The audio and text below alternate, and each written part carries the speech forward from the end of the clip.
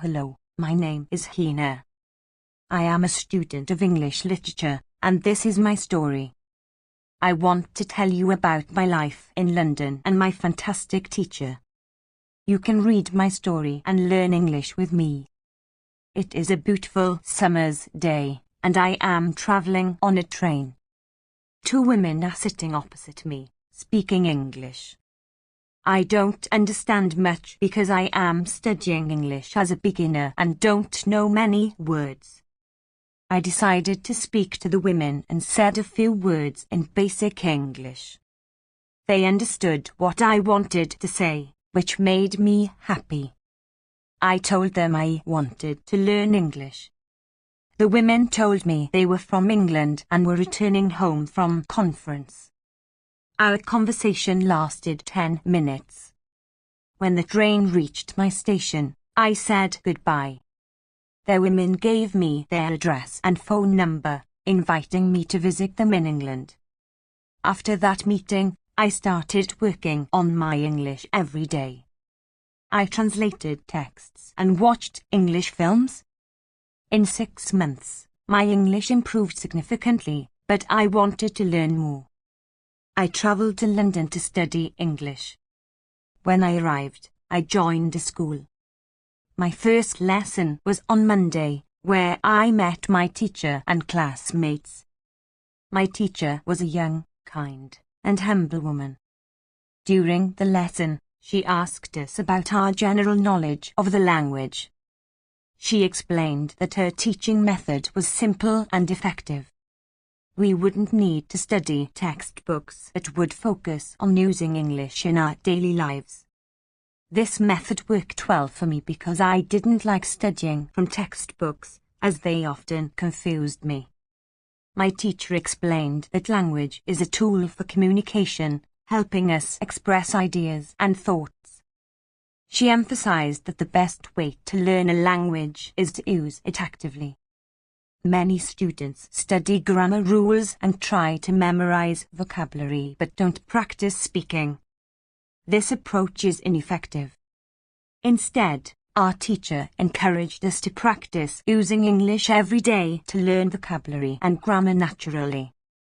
During the lesson, we spoke about our hobbies and interests in pairs or with our teacher. I enjoyed the class and found this method effective. The next day, one of my classmates asked about the best way to learn new words.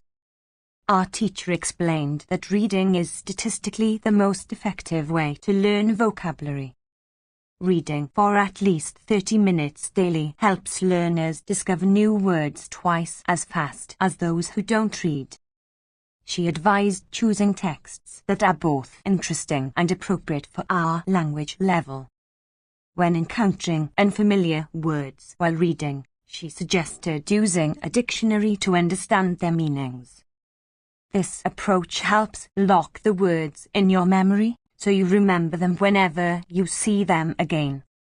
Reading also teaches how words are connected in sentences, making it easier to use them correctly.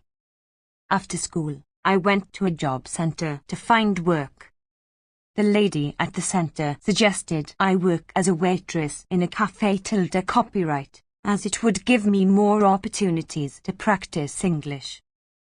I was excited to start my new job on Thursday. On Wednesday, another student raised a question about improving pronunciation. He explained that he read and watched films in English but struggled with speaking. Our teacher introduced us to the shadowing technique, which involves listening to native speakers and mimicking their pronunciation. She showed us examples of this technique on YouTube, and we practiced it in class.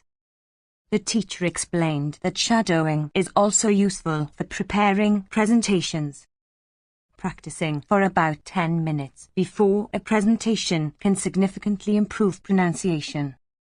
I found this technique fascinating and looked forward to using it. At the end of the day, I asked the school receptionist about sports activities. I joined the football team and met players from various countries. This made my time in England even more enjoyable. On Thursday, a new student named Elizabeth joined our class. She spoke English fluently with excellent pronunciation. Elizabeth shared that she learned English at home using techniques like reading, shadowing, and thinking aloud.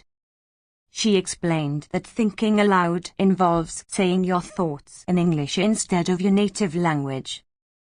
At first, thinking in simple English was challenging for her, but it became easier over time.